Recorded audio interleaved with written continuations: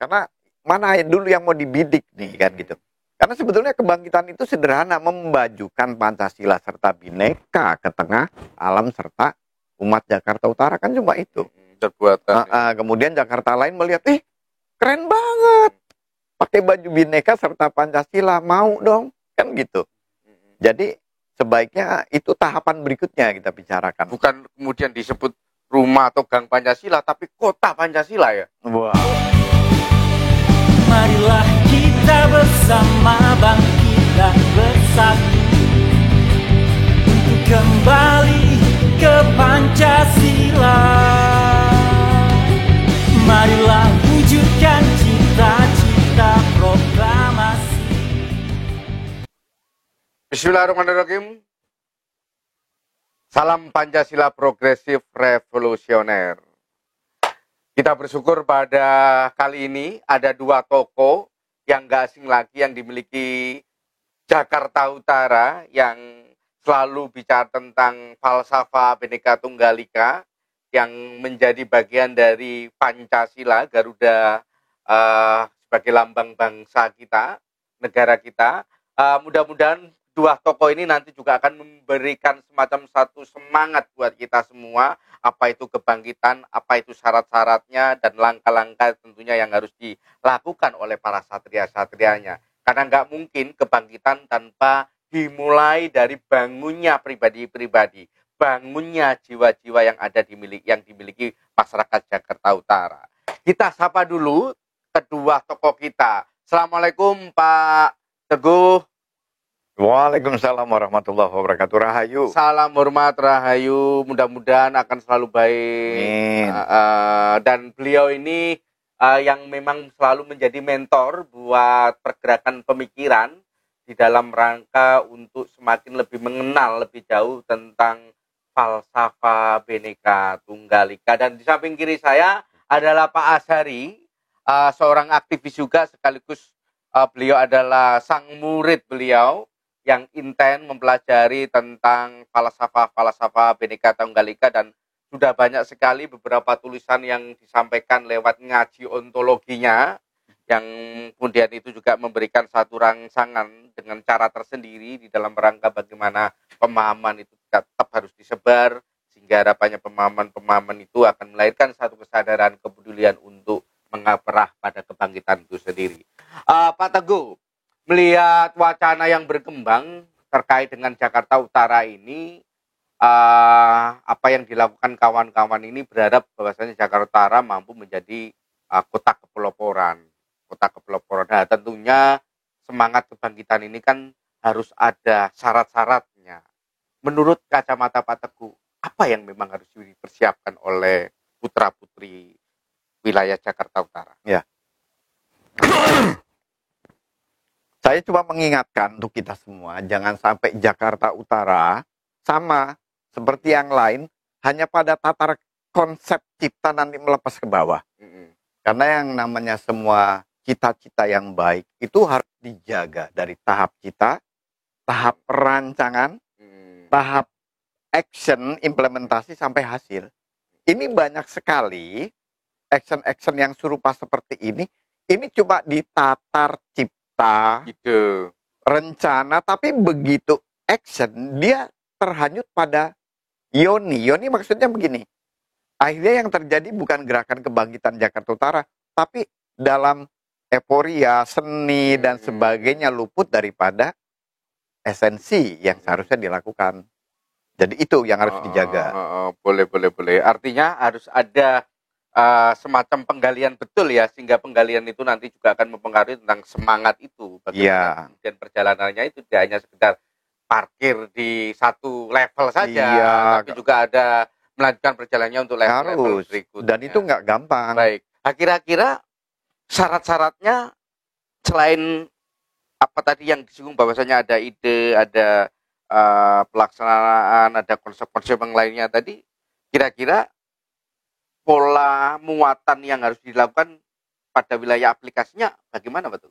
Ya sebetulnya kalau ini menghayal, jika seseorang itu diberikan tanggung jawab untuk gerakan kebangkitan itu, dan ceritanya itu adalah saya yang ditanggung jawabkan. Kita pertama kumpulkan dulu orang-orang yang mempunyai visi misi yang sama. Dan yang kita pilih adalah yang melakukan gerakan kebangkitan Jakarta Utara hanya melihat Tuhan. Karena yang namanya perjuangan yang disandarkan, kita gerakan kebangkitan Jakarta Utara agar dilihat Jakarta lain, agar dilihat wali kota, dilihat mertua saya, ini pupus ujungnya. Carilah orang yang benihnya jernih bahwa kebangkitan Jakarta Utara, ya Allah, aku hanya ingin dilihatmu, dan aku pun hanya melihatmu.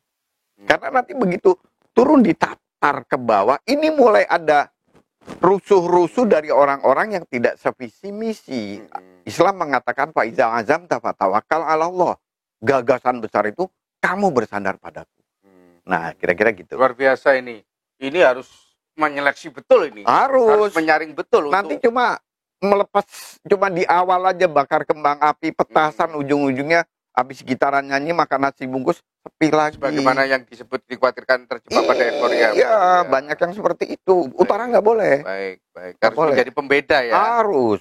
Karena saya lahir di utara, tahu gelora utara seperti apa. Siap. Teman-teman, apa yang tadi sebagai prolog awal, paling tidak menjadi bagian dari sesuatu yang tentunya kita bisa gali kembali. Namun sebelum kita masuk ke wilayah-wilayah yang lain, ke kedalamannya, semakin ke kedalamannya, kita juga ingin menyapa ini. Ini ada sang murid, Azhari namanya, beliau adalah juga seorang multi talent bagi saya, seorang yang juga pencipta lagu, terus berasal dari jong pedagang, karena memang aktivitasnya di ranah itu juga dia juga nulis dan suka diskusi, suka paparan-paparan di beberapa wilayah bukan di Jakarta Utara. Pak Azhari, kalau menurut Pak Azhari, kebangkitan ini kan tentunya juga tidak secara tiba-tiba. Maka langkah apa yang mesti harus dilakukan? Iya, kami di siswa falsafahnya Pak Teguh yang kami menyebutnya filsafat tanah air itu, yang kita pahami dari kebangkitan adalah ketika kita mendapatkan hidayah, kita mendapatkan dorongan-dorongan kehendak untuk memberikan kebaikan dan sesuatu yang manfaat, kita berkarya. Jadi kebangkitan itu adalah didorong oleh kehendak untuk berkarya. Jadi kita melihat itu bahwa itu adalah kita menyampaikan amanah. Ketika ada dorongan kehendak untuk itu adalah kita dengan logika dan rasio itu adalah ini sebuah kebaikan dan kita lihat aksesnya juga bermanfaat. Nah, maka buatlah masalah nanti di konsep itu mungkin Pak Guru ya, guru kami beliau sangat detail. Kalau kami selaku siswa masih hanya melihat di garis-garis pokoknya. Kalau secara detail tentu beliau jauh lebih, yang kami juga belum mampu menyerap ilmu sepenuhnya dari Bapak Teguh Handoko Susilo, guru kami. Jadi intinya kami selaku murid hanya bahwa kebangkitan itu adalah ketika turunnya kehendak, sebuah kejernihan yang ada masuk ke dalam diri kita itu jangan ditolak, yaitu kita karyakan. Masalah kita nulis setiap hari bisa 4 kali 5 kali bikin artikel misalnya di Ngopi Ontologi lewat grup-grup filsafat yang ada di WhatsApp maupun Facebook, itu ya kita mengalir saja. Kritikan mau apapun enggak, ya kita itu referensi lah. Yang lain mengkritik itu biasa, itu referensi kita, jadi untuk memperkaya khasanah.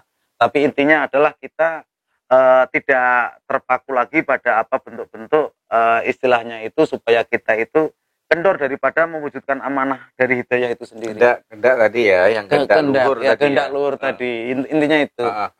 Oke, paling tidak ini menjadi bagian dari titik poin bijak bahwasanya ini mohon izin ini, bagaimana bisa mengetahui bahwasanya ini adalah kehendak luhur, atau yang disebut Pak Teguh tadi adalah tahu bintangnya, tahu kehendak Tuhannya, sehingga ini yang kemudian menjadi bagian dari tujuan yang akan diarahkan segala macam potensi memang untuk menuju ke sana.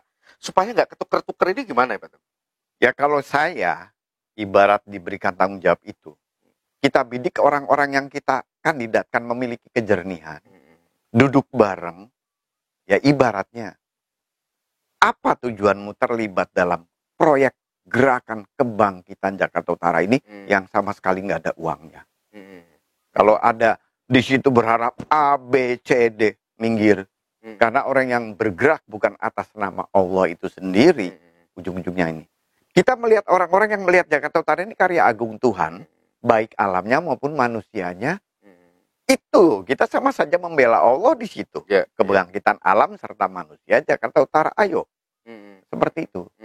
Artinya orang yang merasa terpanggil, Nah, yang tadi, terpanggil itu. ini juga bisa dari segala lini sektor ya. Artinya Semua. tidak hanya kelompok agamawan, Kita lintas agama, Jakarta Utara milik lintas kita suku, semua. Iya. atau orang-orang yang punya lokal jenius lah ya, Betul. kepribadian jernih Terutama tadi. kejernihan dulu, karena yang namanya mencari orang yang jernih itu sulit ketimbang yang nyari yang jenius.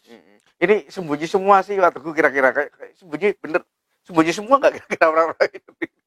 Sebetulnya dari yang saya lihat, ini Jakarta Utara memang tempat persembunyian orang-orang jernih. Coba nanti bergerak, temukan titik-titik tokoh Jakarta Utara. Saya yakin mereka masih jernih kok. Mereka sebetulnya merindukan kebangkitan Jakarta Utara. Apalagi mereka yang lahir di Jakarta Utara. Mereka ingin melihat Jakarta Utara yang dulu. Mana ini? Nah, itu. Orang yang punya kejernihan itulah yang berharap juga menjaga kejernihannya harus tetap terjaga ya. Betul. Artinya gerakan ini juga harus gerakan yang kejernihan, gerakan yang murni begitu ya. Iya. Biar tidak tertukar-tukar tadi. Betul. Oke. Jadi jangan sampai kita memilih guru yang orientasinya adalah gaji. Karena kita mencari pendidik yang sebagai umat, sebagai Rasul merasa di tengah Jakarta Utara, kau umatku. Alam Jakarta Utara umatku, penghuni Jakarta Utara umatku. Ayo kita bergerak. Tapi dalam kondisi situasi kayak begini, apakah orang-orang yang punya kayak kemurnian tadi memang ada Pak Teguh? Ada. Ada. Jadi jangan salah, karena saya khususnya adalah Muslim. Itu Al-Quran mengatakan, kam min fiatin qalilatin ghalabat fiatan katsiratan bismillah. Betapa banyak gerakan yang dimulai dari sekelompok kecil, tapi bisa menggelorakan yang luas biiznillah. Bisa menggema. Bisa. Baik. Kita lebih baik pilih 1 atau 2 atau 5 atau 10 ketimbang banyak tapi isinya sampah. Baik. Ini utara nggak boleh main-main. Ini utara kita. Gitu.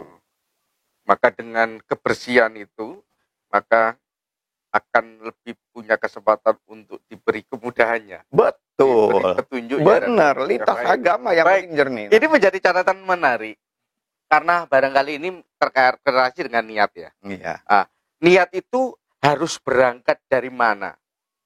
Kalau memang orientasinya, niat sudah ketukar, ini sudah pasti akan berpengaruh terhadap prosesnya juga. Ya, Dan secara otomatis hasilnya. betul. Pak Sari, untuk kaum mudanya ya, artinya kaum muda ini kan selaku sebagai bagian dari alat pemersatu tentunya. Yang, sebagaimana menerjemahkan bahasanya Pak Teguh tadi, bahwasanya mencari ini kan kayaknya wilayahnya kaum muda ini. Karena kalau muda lah yang bisa silaturahim melompat ke sana kemari dalam rangka untuk mencari satria-satrianya. Kira-kira optimis nggak? Iya. Jadi kita harus ada ilmunya kan. Artinya kebangkitan itu apa sih? Kenapa disebut bangkit gitu? Berarti kan ada yang tertidur atau terlena. Artinya, nah kita harus tahu dulu rumus dasarnya bahwa ketika keinginan badaniah atau jasadiah itu yang di depan, maka rohaniyahmu akan tidur. Ketika yang engkau hidupkan adalah ruhaniyahmu, nuraniyahmu, masuk ke dalam lagi ruhaniyahmu, maka jasadiah itu akan terahmati. Jadi kalau cuma kita ngambil, nah ini kebangkitan. Jadi yang disebut kebangkitan adalah kita terpulas karena kita senantiasa melihat daripada berbagai opini yang artinya meracuni menjadi toksik pemikiran kita. Kita tidak lagi melihat ke dasar jati diri kita, kedalaman diri kita. Maka seringlah buat kaum muda itu, selain kita banyak mengakses informasi untuk referensi-referensi pengetahuan, sesekali kontemplasinya, kontemplasi ya, melakukan dialog batiniah dengan dirinya sendiri, maka dia akan kenal dirinya, dia akan melihat, oh iya rohaniahku untuk hidayahnya seperti ini. Ketika itu dilakukan itu jasad akan terahmati. Tapi kalau kita menurutkan syahwat kita, maka rohaniah kita akan tertidur. Jadi kita mau mengambil keuntungan yang imbang ini, lahir batinnya atau malah justru kita terpuruk. Betul. Bahasa lainnya adalah yang harus dikedepankan ini adalah dorongan keinginan luhur. Dorongan yang keinginan disebut luhur. bagian dari dipimpin oleh hikmah. Dipimpin oleh hikmah. Itu. Bukan keinginan-keinginan liarnya yang itulah mendominasi. hakikat sebut rakyat itu. Dipimpin oleh hikmah, itulah rakyat. Oke. Artinya orang ketika masih tertidur tadi, kan kesadaran orang kan beda-beda, Pak Asari. Ada orang harus diludahi dulu baru bangkit. Harus diperolok-olok, harus bangkit. Nah, kira-kira mau izin ini, Pak Teguh. Pak Asari. Bagaimana cara membangunkan juga orang-orang yang dalam hal ini kapasitas orang yang berbeda-beda? Iya, kita tidak punya daya apapun, tapi kita dikarenai, diberikan potensi oleh Tuhan Yang Maha Esa. Kita punya ketekunan, kejadian, kita berani untuk, nah beliau Bapak Guru kita ini kan Pak Teguh selalu mengajarkan, coba kamu secara metodologi, secara teks, secara apa itu semuanya runtut dan detail. Sasarannya jelas, untuk kebangkitan itu apa sih tolok ukurnya, kita punya tolok ukur. Parameternya apa untuk mengukur kebangkitan itu. Terus targetnya siapa saja sasaran. Nanti bagaimana dari klasifikasi masyarakat Jakarta Utara itu yang berbagai intelektual dan strata sosial itu, bagaimana itu semuanya bisa menjadi kebangkitan bersama. Artinya banyak detail oleh guru kita ini, Bapak Teguh Handoko Susilo, ini adalah kita butuh pemahaman itu selain bukan hanya kehendak, artinya kita diajarkan juga selain kehendak, nanti kita juga akan ilmu, kita mau tahu ilmunya, tahu rumusnya, gitu, tahu sasarannya, nanti akan menjadikan kita kuasa, lalu kita bagaimana dalam proses perbuatan sehingga menjadikan hasil perbuatan yang sesuai dengan kehendak luhur itu sendiri.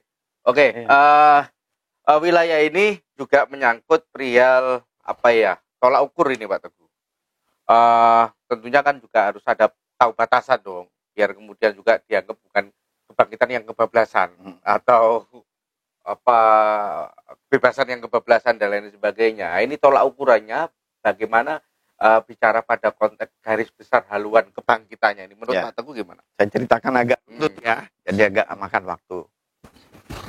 Jadi setelah kita temukan orang-orang amanah yang tadi yang berasa bahwa Jakarta Utara ini amanah. Kami nggak dibayar, nggak disuruh juga, memang selalu mengupaya. Nah, orang-orang ini, orang-orang amanah ini, inilah yang nanti dari beliau kita duduk bareng, apa yang mau dibangkitkan. Gitu. Jadi kita lihat apakah alamnya dulu, apakah manusianya dulu, mana yang lebih penting, kan begitu kan. Nah, jadi ibarat guru, kita ambil satu titik masalah yang menjadi sasaran bidik. Misalkan manusianya dulu, nah manusianya apa yang dibangkitkan, kan gitu. Ambillah satu permasalahan yang memang itu menjadi berlinggayoni dengan masalah yang lebih luas, karena kita akan menjadi contoh bagaimana kita membajukan masalah itu dengan solusi, kan begitu. Misalkan kerukunan, itu yang dibidik kerukunan di bidang apa, kan gitu. Apakah di bidang usaha? Tentunya enggak, kan gitu kan. Di bidang agama atau dan sebagainya. Jadi itu ibarat kita masuk kelas, kita udah tahu permasalahannya adalah siswa di Jakarta Utara, yaitu kecamatan A, B, C, D, dan itu ibarat siswa. Itu lemah dalam pengucapan, misalkan dalam bahasa Inggris, pengucapan apa gitu. Nah, itu permasalahannya. Nah, bikin tuh TIU, target instruksional umum, gampangnya gitu. Bahwa pada akhir proyek kebangkitan, dari sekian kecamatan telah lepas dari permasalahan itu dengan tolok ukur yang bisa dievaluasi, itu apa-apa, kemudian tiknya, jabarannya, kemudian kontennya apa, metode serta kegiatannya apa, evaluasinya apa, jangka waktu yang diperlukan berapa. Jadi semuanya itu digelar runtut itu. Karena biar bagaimana langit itu dengan bumi ya harus mesra. Kita nggak cukup dengan, kita udah kumpul nih orang-orang jernih, ayo kita kerjakan tanpa plan. Ngeberantakan juga, karena yang namanya bumi itu adalah tata aturan, nggak bisa. Perlu ada konsepsi kemufakatan tadi. Perlu gitu, dan itu biarkan di tengah tim inti yang isinya orang-orang jernih itu aja, karena yang namanya gerakan kebangkitan pada akhirnya kebangkitan itu bukan kita yang membangkitkan, tapi Allah itu sendiri yang menggerakkan alam dan rakyat Jakarta Utara bangkit. Ya, Begitu. ya. Ini luar biasa ini. Seandainya itu terjadi, waduh ini nggak bisa dibayangkan. Tapi sebenarnya kebangkitan ini kan tentunya muaranya kan tetap ngomong peradaban kan. Ya. Artinya karena memang kita berpatokan pada semangat Pancasila, tentunya semangat yang beradab. Semangat beradab, bukan semangat yang justru malah ketumbangi syahwati, nafsu, malah kemudian berantem antara satu dan yang lainnya. Ini kan yang juga perlu dihindari kan. Yeah. Nah, untuk biar enggak improve melebar gitu kan. Artinya batasan-batasan itu juga masuk pada konteks evaluasi tadi ya. Karena itu nanti duduk bareng orang-orang jernih itu, apa yang mau dibidik nih? Take-nya apa? Kontennya apa? Kontennya ya nggak boleh keluar dari Pancasila serta Bhinneka Tunggal Ika, nggak ada konten lain. Kemudian evaluasinya apa nih? Gitu. Teleskopnya itu ya ukurannya. Untuk tolak ukurnya. Begitu. Jadi saat pimpinan kita, Pak Wali Kota Jakarta Utara itu begitu pada waktunya mau menguji, bisa diuji secara konkret gitu loh. Karena yang namanya kebangkitan di tengah kesadaran kan harus behaviornya, tingkah lakunya harus kelihatan gimana. Misalkan gampangnya ada motor lewat di Jakarta Utara, terus di belakang sengaja nyerempet, prak, berantem nggak? Kalau ternyata nggak berantem, wah ini salah satu tujuan yang memang diinginkan dalam proyek itu, bahwa apapun selesaikan di tengah musyawarah. Itu kan luar biasa. Nggak langsung. Nah ini kan urusan polisi. Berarti belum tercapai. Tapi kalau utara, jangan. Kita umat utara semua harus selesaikan musyawarah. Apanya yang rusak? Apanya yang lecet? Indah sekali bisa diukur itu. Jadi semuanya itu bagian dari ciri kemandirian ya. Harus kemandirian dan sebagainya itu harus bisa diukur. Jangan sampai nanti kita hanyut dalam euforianya, ketimpringan dan sebagainya, ujungnya sepi. Jangan. Itu adalah satu woro-woro, ibarat bahwa Jakarta Utara akan ada kebangkitan besar di situ, seni turun, boleh. Seni, para seniman menggerakkan, ibaratnya cheerleader lah. Tapi jangan kita hanyut di cheerleader itu, tapi nggak ada gerakan. Iya. Apapun bentuk potensinya sebenarnya ini juga merupakan bagian dari piranti lah ya. Tapi ketika memang sudah tahu bintangnya, sudah tahu arah perjalanannya, bahwasanya potensi ini memang semuanya harus lari ke arah mana kan kira-kira gitu. Nah, tentunya ini kan juga barangkali kan juga dipengaruhi oleh hal-hal yang kayak begini, obrolan diskusi, tulisan-tulisan yang lain yang tentunya harus disebarluaskan. Ini sebelum Maha Guru, ada saran Pak Azhari perihal karena kebangkitan ini kan tentunya kan bukan hanya diikuti oleh orang-orang jernih saja dalam konteks bagaimana yang disinggung Pak Teguh tadi, tapi pada fase berikutnya ini kan juga harus harapannya kan bisa diikuti oleh kalangan apapun. Ya, termasuk agama itu sendiri, suku itu sendiri, seniman budayawan, ekonominya, sehingga bahasanya Pancasila memang hidup serta nilai-nilainya di berbagai macam sektor. Menurut Pak Azhari, apa langkah-langkah yang harus dilakukan? Iya, kalau untuk melihat keluar ke masyarakat, yang kita lihat adalah baiknya, kepada di luar diri kita adalah baiknya. Dalam diri kita yang kita lihat adalah kegelapannya atau kezolimannya. Maka itulah yang kita tercegah dari keji dan mungkar dari diri. Yang keluar adalah zakat. Maka kalau di Filsafat Tanah Air kan ini dari Pak Guru juga ada kisi-kisi bahwasanya tirakat dan zakat itu seperti istilahnya sholat dan zakat itu enggak terputus ketika kita adalah, nah artinya kita berbuatlah baik dengan tata cara dan ilmu yang baik kita lakukan tanpa menyalahkan siapapun, tidak ada menyalahkan siapapun melainkan menyalahkan dirinya sendiri. Nah artinya kita belajar dari situ, itulah yang menjadi Pancasila adalah selain filosofi ground jelas juga Let's Start atau cahaya bintang yang menjadi rujukan daripada menerangi daripada masyarakat seluruh dunia. Kayaknya ada kaitannya dengan bintang utara itu Pak Azhari. Amin. Ya, mudah-mudahan dari utara inilah itu harapannya itu. Dari bintang utara itu dari dulu sejak nenek moyang kita para pelaut memang melihatnya pada bintang utara untuk kakek menjadi nenek pedoman. moyang kita aja patuh terhadap itu ya. Nenek moyang kita cucu-cucu yang nggak patuh. Itu. Enggak Pak. Ini Pak Teguh. Biar ini juga menjadi bagian dari tanggung jawab bersama lah. Karena tanggung jawab bersama itu kan juga mewujudkan gotong royong Pak Teguh. Meskipun pemantik awalnya tetap berangkat dari orang-orang pilihan, orang-orang suci tadi. Gimana ini pandangannya Pak Teguh? Sehingga Pancasila, nilai-nilai luhurnya ini juga tinggallah tumbuh. Barat orang menjalankan perdagangan tidak lepas dari ruh Pancasilanya misalnya. Nah ini kiat-kiatnya apa Pak Teguh? Ya sebetulnya itu dibicarakannya nanti setelah tahapan itu, tahap demi tahap. Karena mana dulu yang mau dibidik nih kan gitu. Karena sebetulnya kebangkitan itu sederhana, memajukan Pancasila serta Bhinneka ke tengah alam serta umat Jakarta Utara, kan cuma itu. Kemudian Jakarta lain melihat, keren banget, pakai baju Bhinneka serta Pancasila, mau dong, kan gitu.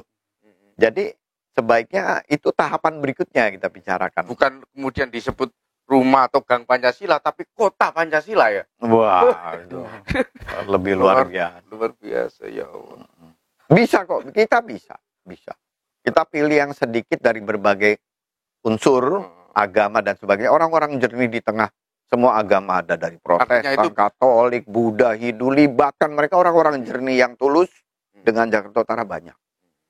Kita rangkul. Iya. Tentunya kan juga keterlibatan pihak pemerintah kan dalam hal itu ini harus menjadi bagian dari wilayah harus. yang harus memperkuat gerakan peradaban. Iya. Jadi adanya tadi saya katakan bahwa kita bergerak itu sandarkan. Ya Allah, aku hanya melihatmu dan ingin dilihatmu. Agar kita tidak tembelek nih. Jadi bergantung hanya didukung. Kalau dukungan dari pihak pemerintah kayaknya pelan, kita jadi melemah. Jangan loh, ini Jakarta Utara kita kok. Gak usah melihat siapapun. Gitu. Tapi itu kayaknya kok masih melihat kelompok-kelompoknya ini. Tapi kalau saya yakin memang Pak Teguh, orang yang jernih itu sudah tidak bicara merek lah. Artinya sudah tidak terkontaminasi pada wilayah primordial lah ya. Karena tahu lah. Yang dilihat adalah sang jernih itu sendiri kok bermerek. Oke, teman-teman, ini adalah bagian dari perangsangan juga, karena bangkit itu juga harus perlu dirangsang Mbak Sari. Iya. Rangsangan sebuah pemikiran di dalam rangka kita bisa memantikan bahwasanya memang raga kita harus melayani sebuah kehendak itu, bisikan itu, kehendak luhur itu, tiga inilah yang kemudian disebut bagian dari apa tadi, penghambaan barangkali ya, pelayanan untuk menjadi baik, belajar menjadi baik dalam rangka untuk bagaimana kebajikan semakin tumbuh berkembang barangkali begitu. Ada satu hal lagi yang mau disampaikan sebelum kayaknya cukup. Oke. Terima kasih teman-teman. Mudah-mudahan ini bisa dilihat, bisa dikoreksi juga bila perlu. Kalau memang kemudian kita perlu ada semacam satu. Salam Pancasila Progresif Revolusioner. Terima kasih sudah menonton acara ini dan jangan lupa tetap semangat, tetap belajar sampai ayat dikandung badan. Dan saya akhiri, Assalamualaikum warahmatullahi wabarakatuh. Waalaikumsalam warahmatullahi wabarakatuh.